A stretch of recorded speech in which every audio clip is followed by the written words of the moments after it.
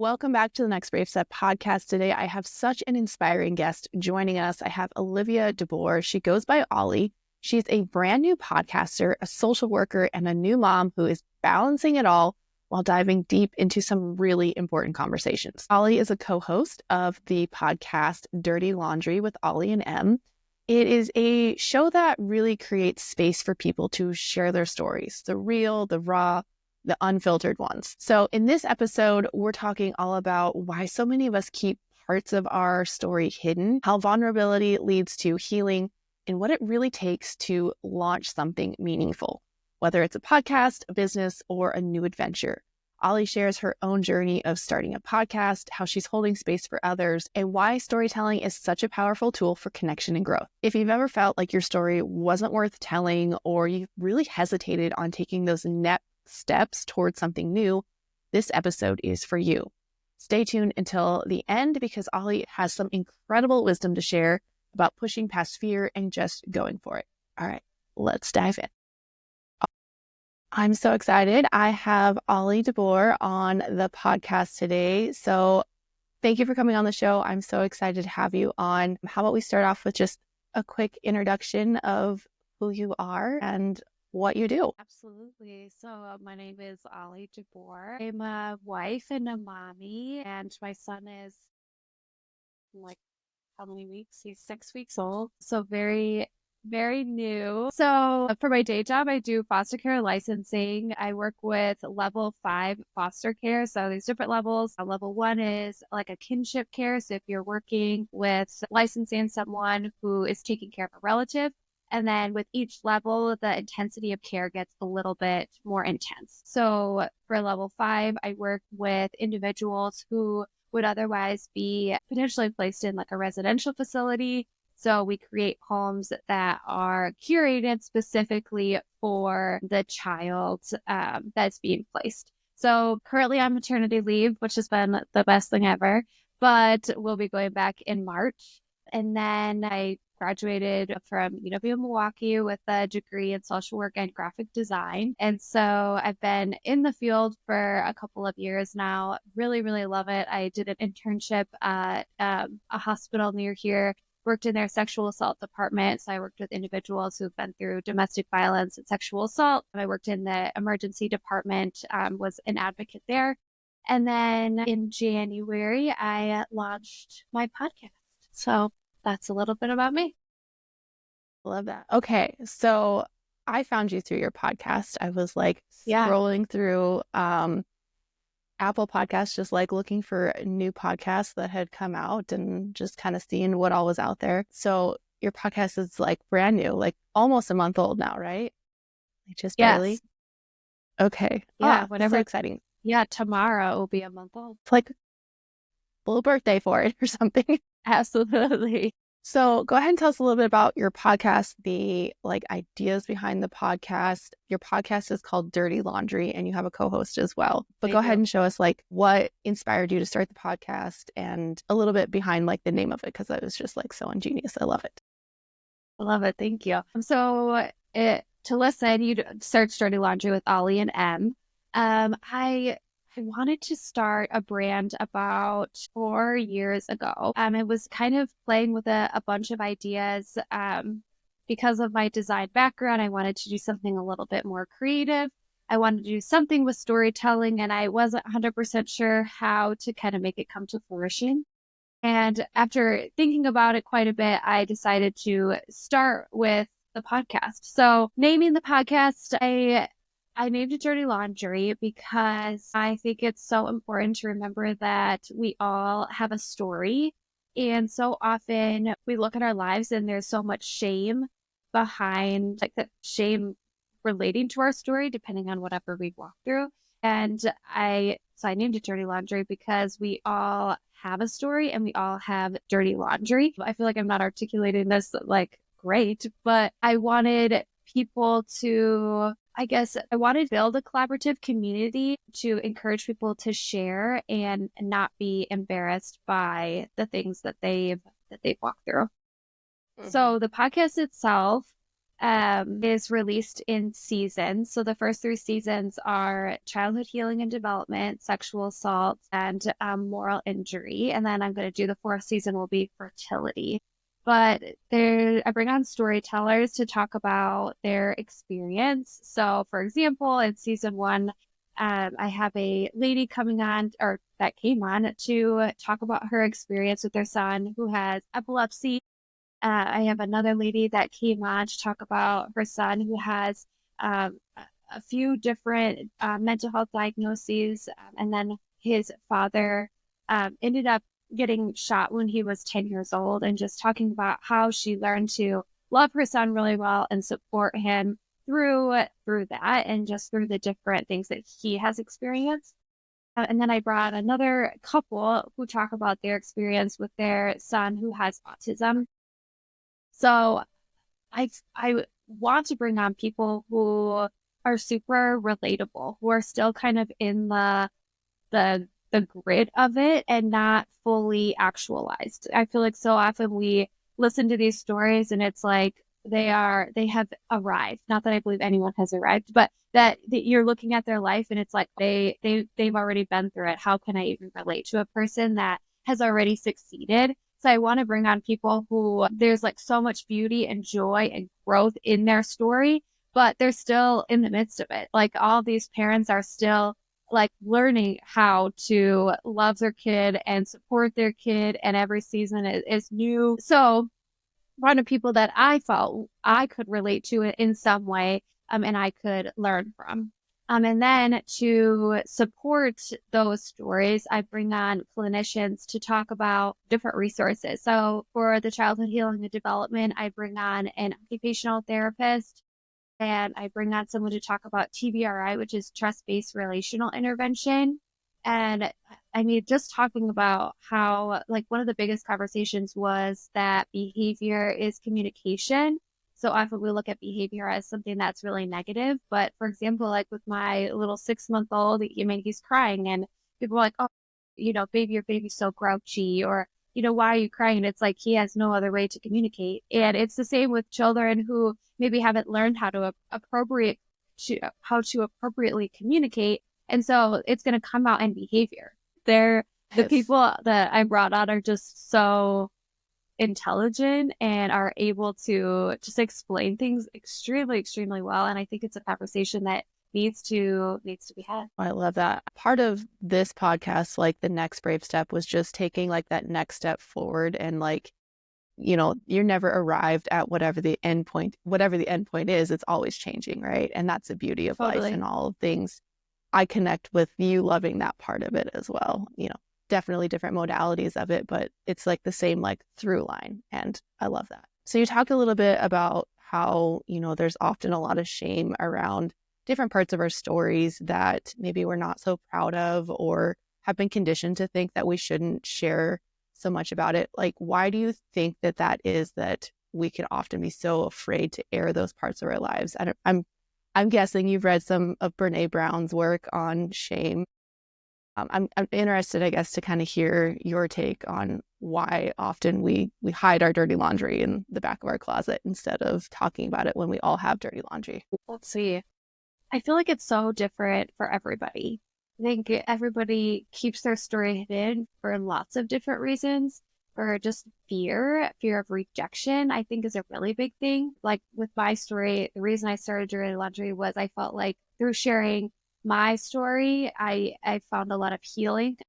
3 years ago, I was sexually assaulted and went through the like therapy and the criminal justice process, and I went to trial, and I did the whole 9 yards. Throughout the whole process, I was really open about what I was experiencing when I was walking through, and it brought a lot of healing in my life.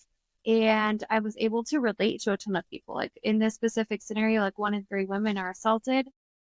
So, I mean, when it happens to you, you're able to relate to a lot of people in that community. And I think that, I guess, the society that we've grown up in and that we live in, like with social media, everything is like picture perfect and we're putting out our best self. And that is like what we're trying to achieve that.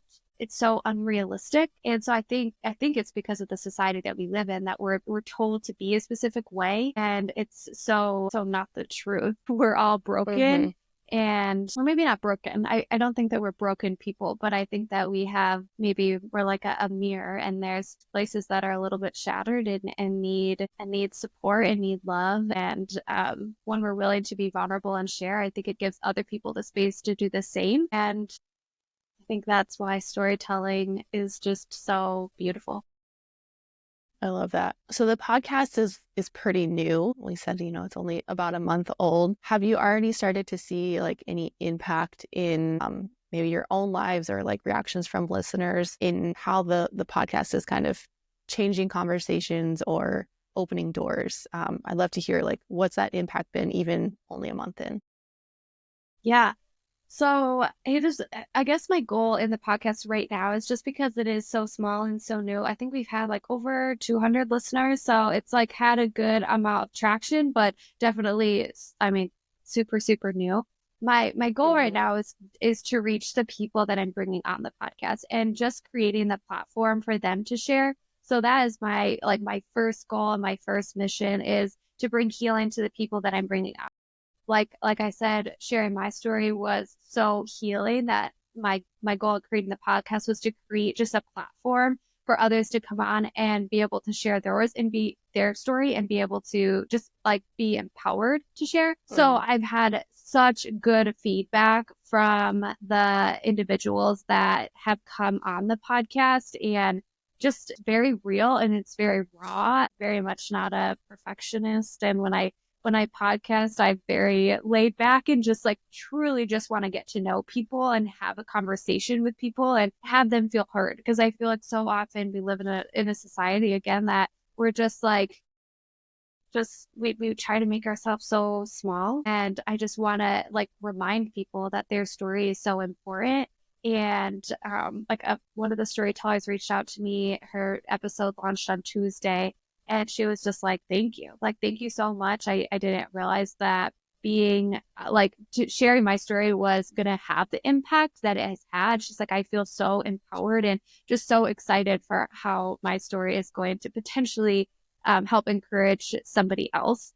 And then even when I reach out to people and ask them to come on the podcast, I've had really good feedback just asking, because for the moral injury season, I interview veterans, and one of the questions I asked was like, what are questions that have been helpful in like the healing process, and like as a veteran, what can I ask you to help support you? And they were like, honestly, like nobody has ever really asked. And one of the veterans was like, this is the first time somebody has asked to hear my story. And so, I mean, right now, like I said, my goal is just in the people that I'm interviewing. And then I'm hoping that there will be a ripple effect. Well, I'm sure there will definitely be a ripple effect as it goes on. I think that's one thing I love about podcast is like podcasting and blogging.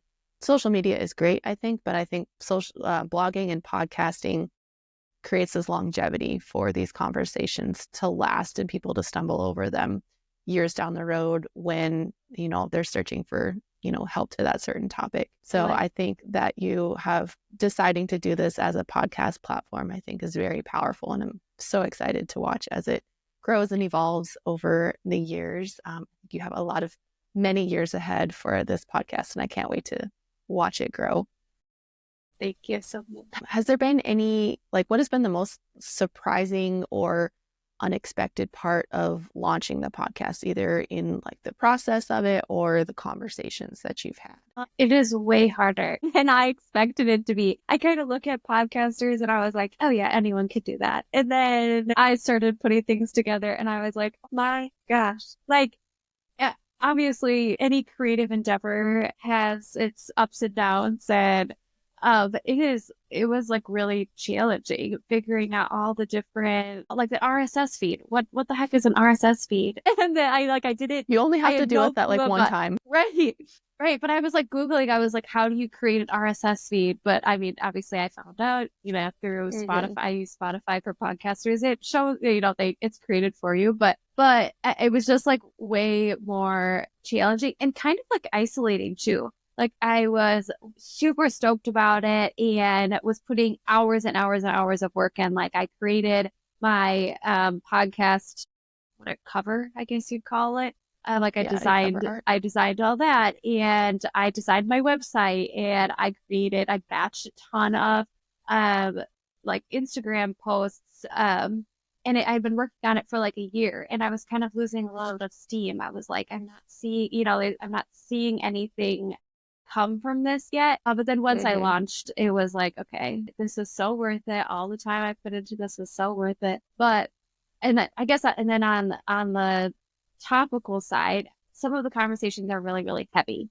And so eventually I'm planning on going back for my master's this fall, and I would love to eventually be a therapist. So it's honestly a really good learning opportunity for me to hear someone's story, to empathize with it, but then not necessarily bring it home with me. Uh, but some of the stories are really, really heavy. That so it's learning, like I just said, learning to empathize and love someone right where they're at. But then I don't have to, I would say I'm an empath. I don't have to take it on. I don't have to make their problem my problem. I could be there for them and support them, and then, be able to also, separate myself from that. So Yeah. I would say those are the two most challenging things. It sounds like it. I love that you're being so honest, I guess, in like the highlights and the lowlights of it, because starting anything new, whether it's a business or like a healing journey or a podcast, like it's so easy to just like talk to people about like what's going right and showcasing like everything that's like the triumph of it instead of showing like the valleys of it. And I think that there's definitely power in showing both, which obviously you understand with your podcast. So I just wanted to, I guess, thank you for being honest with that part of it. You talked a little bit about like the emotional weight of these deep conversations and holding space. It's kind of like this huge responsibility. Is there anything that you're doing like specifically to take care of yourself emotionally while you're encouraging others? You've got that a background in foster care licensings, which means you work very closely with people that are carrying some very deep and personal stories. Has that like experience kind of influenced your approach to how you're doing all of this with the podcast as well? So in some ways, so for my job, I have to interview the foster parents and pretty much ask them about every little nitty-gritty thing that's ever happened to them. So there's definitely interviewing in both scenarios. But regarding things that I do for myself, I'm also a boxing coach and like a group fitness instructor, and I do CrossFit. So that's definitely a way that I kind of, you know, burn off some energy, some steam. I'm religious. I'm a Christian, so that is also a really big part of my story. And definitely where I find a lot of hope and a lot of peace. And I would say those are probably the two biggest things. Like I have a super, super supportive husband and family and friends. I would say those are the things that I lean on. I love that. So what's your vision for the Dirty Laundry podcast over the next year? It sounds like you have put so much work into the back end of stuff and getting things planned, like planning stuff out and batching and scheduling and all of that. So you've got a pretty good runway of all the things that you've kind of built out. You're starting to see that kind of come to fruition. But Totally. what do you hope that this podcast looks like a year from now? So I was writing out my goals for the year. I would love to drop 2 merch items. So I'm currently working on designing uh, two merch items. Yeah. But so I'm working on the designs right now, and I'm hoping to launch them like by the end of the summer into the fall. And then just continue being consistent with podcasting. Like as you know, with podcasting, the most important thing is consistency and building that the listeners. So I launch every Tuesday morning or when my podcasts come out. My plan is to continue doing once a week. I have 24 episodes batched, and then I think I'll start interviewing again in like April. So I have it batched out to the end of May. I have episodes created for that, and then just continuing to create. I'm hoping to make it a little bit more interactive as I create episodes kind of as they come up versus batching a really big block. So putting out a little bit more questions, like talking to the community a little bit more and trying to have them be a little bit more involved in the questions that I ask the individuals in the interview so that people who are listening can get their questions answered, and just kind of, like I said, be a part of the conversation. Eventually, my goal is, as I hopefully get more of a fan base, to, like, as potentially money starts coming in with merch, that with each topic, I would start making products for each season. So if it's a season relating to sexual assault, I would create a sweatshirt or a hat or a pants or whatever that relate to that specific topic. And then a part of those proceeds would go towards an organization that works with individuals who have been through sexual assault or something along those lines. And same with like firefighters and veterans. Like I would create a product that goes along with that season, and then whatever merch gets sold, part of those proceeds will go. And then my hope too is that all of the people who I interview in that season would have a say in where those funds are going. So I would kind of have a poll, like what are some organizations that you're really passionate about? And then based on what those people or what my interviewees say, then that's where those funds would go. So that's kind of long-term goal. I would love to start my own private practice and do therapy. So my podcast, this is big goal, big vision. Who knows? Like, who knows what happens? But the podcast would be more macro work. So working in like those larger communities, making that larger impact. And then I would have my micro work be that therapy, that one-on-one therapy. So that's big vision right now. Again, I'm just trying to impact the interviewees that come with my podcast and try to just, again, love people where they're at and love people really well, but also working towards those goals. I love that. I love that you have that big future vision. So important to have those while you're building out things so that you can prepare for, what that is going to look like. And I love the idea of merch for each season. I think that's a very unique idea. And I can't wait to see what merch you drop in this summer. So you talked a little bit about community and having this kind of two-way conversation. So are you doing that through social media? Do you have a Facebook group? Do you have an email newsletter? How are you, where's this conversation, I guess, taking place?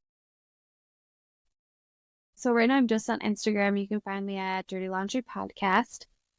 Eventually I would love to have a newsletter that I send out via email, but I decided just to start out a little bit smaller and kind of hone in on Instagram and get a following there and then start branching out. I'm going to start meeting with a business professional to help kind of strategize and how to best reach people. But right now, just building up the Instagram, and then as time goes on, I'll start kind of branching out to other things. So where you said, what's the podcast or the Instagram handle again, so everyone can come follow you and join in the conversation? Absolutely. It's Dirty Laundry Podcast. And then the podcast is on Spotify and Apple Podcasts, and it's Dirty Laundry with Olli and All right. Is there anything else that you would like to, or I guess any advice that you would give to any other listeners who are maybe getting ready to start a new adventure, whether it's starting a new podcast, launching a new business, going into a new season of life? What advice would you have for someone who is on the precipice of this next chapter? I would say just do it.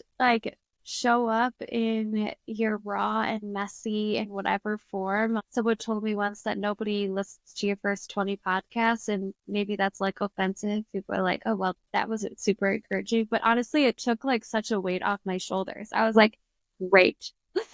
I am not the best interviewee. I'm not the best interviewer. The fact that I wasn't going to have a ton of listeners, I was like, awesome. I hope people find me when I'm on episode 40, 50, 60, and I'm a little bit more actualized, but just show up. And if I feel like for me, I was afraid to launch my podcast because I thought that it was silly I was like, this is kind of a silly thing and very trendy. Like, people are just starting a podcast and wanting to be an entrepreneur on all of this. But I realized that the only people that are potentially making fun or think it's silly are the ones who maybe aren't doing a whole lot themselves. And I feel like the people that have arrived and the people who are doing something with their lives are going to encourage and are going to build you up and like be excited for you. And the people who are going to be a little bit maybe more discouraging are maybe the people that want to be where you are. So just do it. And who cares what anyone thinks about you, because truly it doesn't matter. So that I would say is my advice. I love it.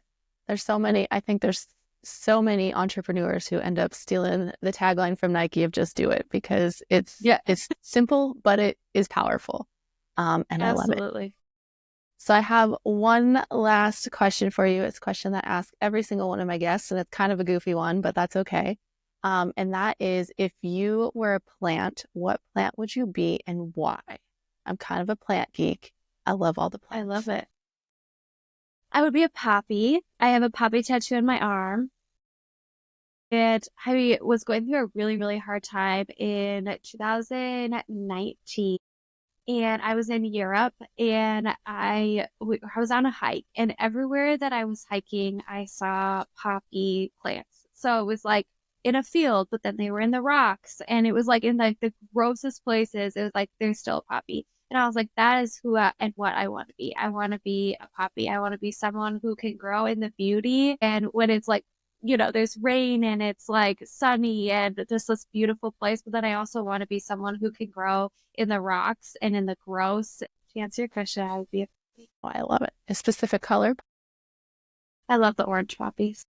Orange ones are pretty. Love it. All right. Well, thank you so much, Olli, for joining me on this podcast. We will make sure that we have the links to all of the places that people can find you down in the show notes below. Thank you for joining me today, and we'll see everyone in the next episode. Thank you so much for having me. It was such incredible conversation with Olli. I loved how she's creating a space where people can share their stories without shame, and she's really proving that we don't have to have everything all figured out in order to make an impact. Her journey is such a reminder that showing up, even in the mess, is the key to growth, not just for ourselves, but for people that we're meant to serve. Olli, if you are listening, keep going. Your vision for Dirty Laundry is so powerful, and I have no doubt that it is going to continue to make an impact in ways that we can't even see yet. For all of you listening, if you are on the edge of starting something new, whether it's a podcast, a business, or just stepping into a new chapter of life, go ahead and take Olli's advice. Just do it. The people who matter to you will support you, and the ones who don't, they're not your people anyways. Thank you guys so much for being here with me today. Be sure you check out the show notes below for all the ways to connect with Olli and her podcast. And if this episode resonates with you, go ahead and share it with someone.